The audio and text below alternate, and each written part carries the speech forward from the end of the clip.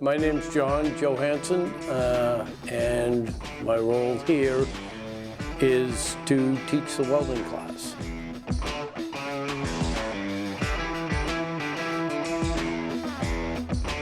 I think I've been with NEIEP for 15 years, and I've been in the industry for 38.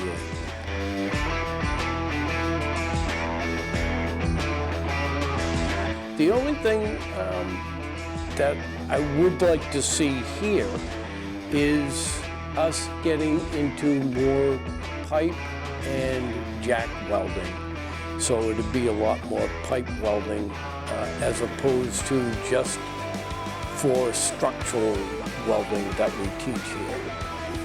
You know, because the pipe welding is such an important factor in the industry with welding of hydraulic elevators going up and down.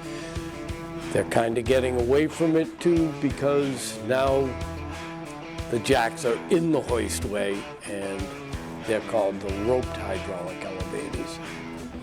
So my favorite part is still being around the guys.